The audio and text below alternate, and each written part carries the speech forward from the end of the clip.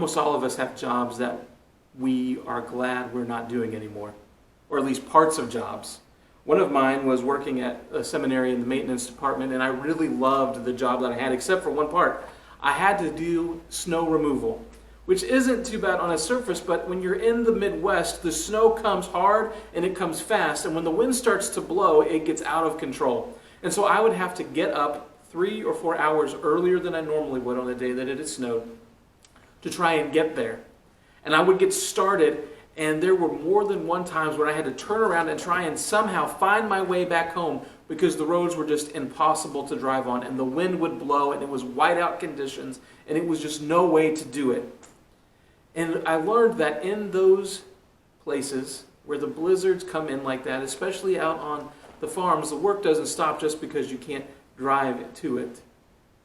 And so they would have to tie ropes from their house to their hand or to the barn that they were going out to take care of the animals in. And when the wind blew and the blizzard rose up and the piles of snow would just build and build and build, and you didn't know where you were anymore, they would have to hold on to that rope. And that rope was the thing that was going to lead them back home to safety and warmth. And the problems came when they let go of the rope.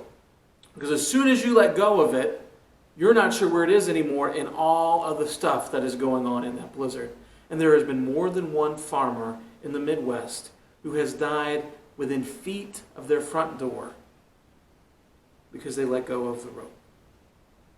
The truth is, all of our lives have blizzards in them. In fact, we are going through a big one right now. When you think of it as something that comes hard and fast and makes it hard to find your way and hard to see, we've got a whole bunch of them that have been going on for over 18 months on top of each other. Pandemics, economic issues, political unrest, social unrest, natural disasters, and then bring it a little closer to your own house if that didn't do it for you. Because you have a constant flood of things that need to be done. I know that because that's my life too. That's how we live in this world and in this country that we live in. We want to be busy. We want to be productive members of society. We want to be profitable. And that involves doing. And we figure if we do more often, longer, harder, faster, then we will be better off. We will be more valuable. We will be worth it. But how does that make you feel? Honestly. Think about your state right now and where you are at with your life. Do you feel completely rested? Do you feel completely satisfied? How about safe? How about at peace? How about at home? If those words don't describe you, then maybe what we need to talk about today is exactly what you need to hear.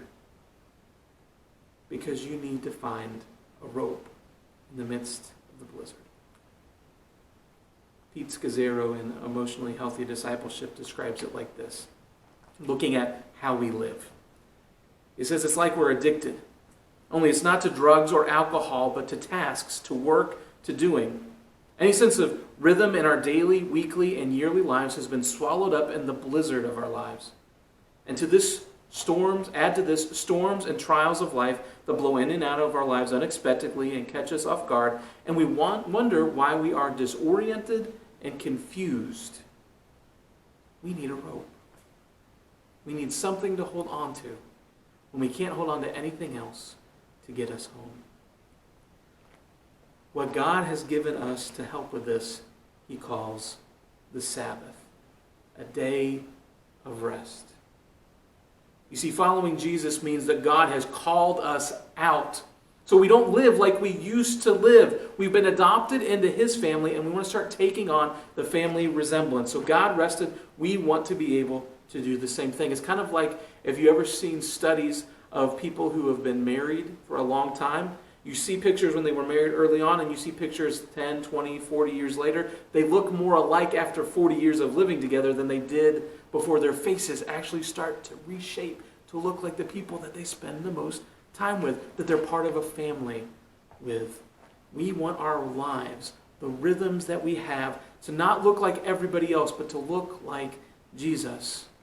And for Jesus, those rhythms included rest and restoration. But it's not something that we just end up doing. We don't fall into it. When I was working to move the snow, my hands were the problem. You see, my hands would get cold, they would get slippery, they would just get wet through whatever gloves I had on, and my hands, when they were cold and wet, didn't want to move. And then I had this extra problem that when my hands or other parts of my body get cold, they will swell up. I don't like it. I don't understand it. I just know it's true. And so I couldn't even imagine trying to hold on to a rope in the blizzard. I'm having a hard enough time holding on to this shovel that my hands have just kind of like cemented themselves to as I'm shoveling. But to hold on to a rope and then try and find it back, it would be really, really difficult thing to do. And that's the same thing about finding time to Sabbath. Sabbath is elusive. Almost more than any other commandment, it is hard to get a hold of because there's this never-ending list of tasks that need to get done, and they're never-ending tasks. Like laundry. As soon as you get done with the last load of laundry, another one has been put into the dirty clothes basket. Dishes are the same way. And then a lot of the stuff you do at your work is the same way. The grass always needs to be cut again. That form always has to be filed. That phone call always has to be made. Those kids always need to be parented. And so we have all this stuff we have to get done. And so we see resting, we see Sabbath as optional. Like maybe if I can find the time, I'll do it. It's a bonus to my discipleship. But it's not optional and it's not a bonus. It is absolutely essential. If we want to experience the fullness of Jesus, if we want to be who we are called to be, we have to be willing to do this. When Moses was given the 10 Commandments, he was spending time on the mountain with God, and God was giving him the list of things that he needed to give to the people so that they would be able to be God's chosen people and live in a way that would be a witness to the world. And one of those commandments was about the Sabbath, and in fact, it is the longest of those commandments. Remember the Sabbath day by keeping it holy. 6 days you shall labor and do all your work, but the seventh day is a Sabbath to the Lord your God. On it you shall not do any work, neither you, nor your son or daughter, nor your manservant or maidservant, nor your animals, nor your alien within your gates. For in 6 days the Lord made the heavens and the earth, the sea, and all that is in them. But he rested on the seventh day. Therefore the Lord blessed the Sabbath and made it holy. What is going on here? You see, this commandment was a gift that God was giving. Not just to the Israelites, but also to us. You see, the Israelites were slaves before this. They didn't know days off. They had to produce constantly. Do, make it. Do, produce. That was all they could do. One day blurred into the next, and all of their value, literally, monetarily, was based on what they could do. But now here they were in the wilderness with God. He had taken them out of their slavery and set them free. And their value no longer was on what they could do, but on whose they were. The fact that they were His children and He loved them. That is what gave them worth. That is what gave them value. So they stopped to declare to the world that this is who they were and this is who God is. You think your worth is tied up in what you can do, how much money you can make, the jobs you can get done, how the lawn lines look on the grass, the titles you have, the money that's in the bank, all of that stuff. None of that stuff is what gives you value. What gives you value is the fact that you have been loved by a God who has set you free. Even free from having to find your value in what you do. And so the Sabbath is this time that visibly shows that I trust God with my life. He has set me free to not have to do all the time. He has set me free to not have to worry about my future if I stop for a minute. He has set me free because the world is going to keep on going whether or not I think I'm in control. But what does it look like to really Sabbath like this, to take the break that God has invited us to do? Well, last week we talked about this daily holy pausing to be reminded of God's presence and how that looks different for different people. And Sabbath is kind of the same thing. It's not a legalistic kind of thing. The key is finding this regular rhythm. And I'm grateful for that because I come to talk to you today not as someone who has mastered Sabbath, but someone who is struggling to get it. That is in it with you, figuring it out when you have multiple jobs and kids and spouses and other responsibilities, and there's always something else on the list you haven't got to. But I have found in this struggle that those moments when I start to get it right, those moments when my patterns of living line up with how God has created me to be, that the quality of my life goes up so high. And it happens really in 3 ways. The first way is rest. When I was wrestling, we did a lot of lifting after practice to strengthen our bodies and our muscles and be ready to get better for the next match. And we learned that there's this really important day in the week for lifting, and that's called rest day. Your muscles have been overtaxed by all you've been putting them through, and they need a break in order to come back stronger. What muscles need a break in your week? Is it your work muscles? Is it your mental muscles? Is it your mouth? Is it your ears, your eyes? What needs a break? Maybe you need to take a break and you need a rest day from work, from physical exhaustion, from hurriedness, from multitasking, from competitiveness, from talking, from technology. When you take this time to rest, you're avoiding what you normally do for work.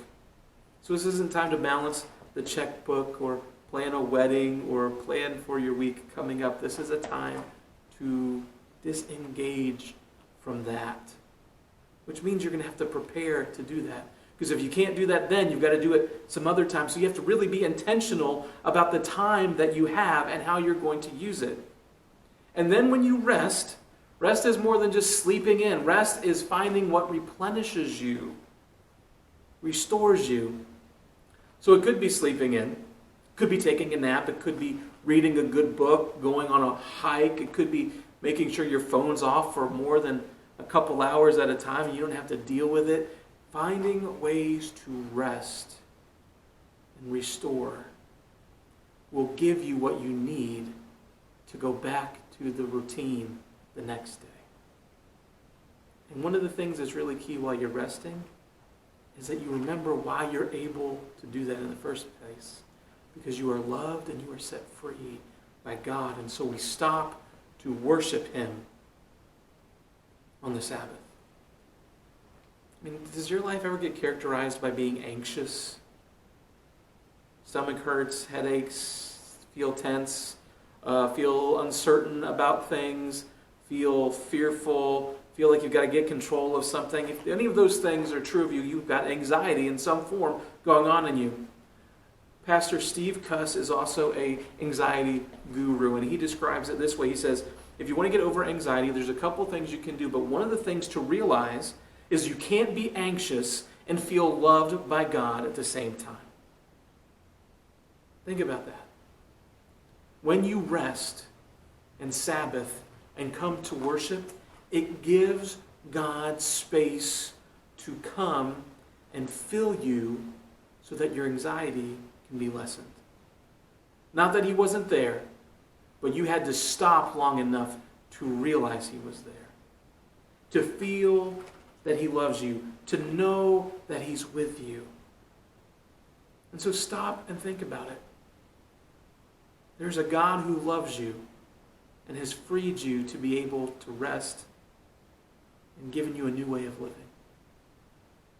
He's come to release you from so many of the worries and the burdens that exhaust you. And if you come to worship Him, you're able to lay those down so that you can go forward without them when you get back up. But you won't be able to put them down unless you stop and rest and worship and Sabbath. And the best way to do this is to do this together. Jesus has promised to show up where 2 or 3 gather in His name. So come be where He is, to be in a community that will not only rest with you and worship with you, but will lift you up and encourage you. And guess what? That's what heaven looks like. When we come together to worship in this rest, it is a taste of what heaven will be. And the last thing I think you really have to do to make your Sabbath yours, I mean, rest how you need to rest, worship how you need to worship, but delight in things as you do it. All the things that you've worked hard for, enjoy them. The very presence of God. Sometimes you just need to stop and be like, wow, this is incredible. And when you're enjoying these things, it's not you trying to improve them or to achieve something. You're just delighting in what you've already been blessed with. Because we are blessed beyond measure, and we don't stop to take measure of it enough. We're never going to get all of it, but maybe sometimes just take a small measure of what you've been blessed with. So slow down and delight in people. Have a family dinner. Invite friends over for a bonfire or to watch the football game at night. Just stop and think about how life-giving a hug from your child is, especially when it comes in those moments when you just had that kind of day and you need to be reminded that you are loved. Maybe you need to slow down and just delight in what your senses bring to you. The smell of the grass on the golf course, the taste of your favorite meal, the colors of the leaves as they've changed around you.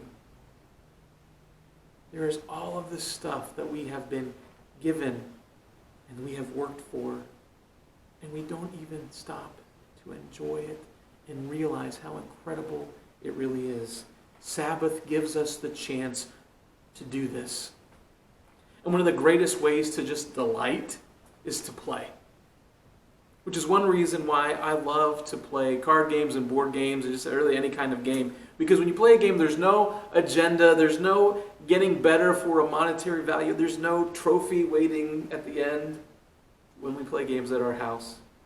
It's not necessarily productive time like we think about productive time, but it is a time for us to be together, to play, to laugh, to be as a family or with friends, and for that time to not just be something that we think is wasted, but is something that is life-giving. What do you do in your life that gives life back to you? Do you take time to delight in it? I mean, imagine a life where once a week you stopped to do these things, to rest and replenish yourself, to worship the God who loves you and sets you free, and to delight in the blessings that you have already received. What would that do to your life, to the quality of the way that you live, to the witness that you have to those around you? You see, Sabbath is hard, but it is so worth it. When we're focused on God, when we are preparing to make it happen ahead of time, your soul, your mind, your body, you will find rest. Rest from exhaustion and rest from the things that weigh on your heart and on your mind. And I want to encourage you to keep at it. Even when it doesn't go perfectly. Even when you have to defend it from other things that seem good that would take away from your rest. Because I'm asking you to change the way you live. And it's not even me. This is the way God has designed us. It is a gift He has given us. That if we will orient our life around Him instead of around doing, we will be able to declare to ourselves and to the world, I am free and I am loved. And instead of the stress and the work of the 6 days of the week spilling in and ruining our Sabbath, it starts to become the opposite. Where the rest and the worship and the delight of my Sabbath day starts spilling in to the other 6 days that I'm working and living. Jesus put it this way in the Message version of Matthew 11:28. Are you tired, worn out, burned out on religion? Come to me. Get away with me and you will recover your life. I will show you how to take a real rest. Wherever you are, I believe you're like me. And that rest is something that we desperately need to find for ourselves and for the world around us. Lord, I pray that as we think about what it would take for us to actually Sabbath with you. That we wouldn't get stuck up on being real legalistic about it, but we would look at the opportunities that we have to reshape our lives to look more like you. A God who created the world and then rested and delighted in it and said it was very good. That we would be able to stop and let you be the God that you are, knowing that you love us even if we're not doing something, and that you've set us free to be your kids, to be able to rest and let you handle everything. That we might worship you for what you've done for us, for who you are. That you might push away the anxiety and the fear and the doubts that we have to live fully in your presence and your grace. And that we might delight in the blessings that are ours. To enjoy people and creation and things that restore our lives. That we might live a life that looks more and more like you. Lord, may we live in such a way, even with how we use our time, that it would declare to any who would see us that we are valuable because we are loved and we are set free by you, the King of Kings and the Lord of Lords, who would give himself so that we might find this love and freedom available today. Help us live into it. Help us to be who you've called us to be. Help us to find that rest that we can only find in you.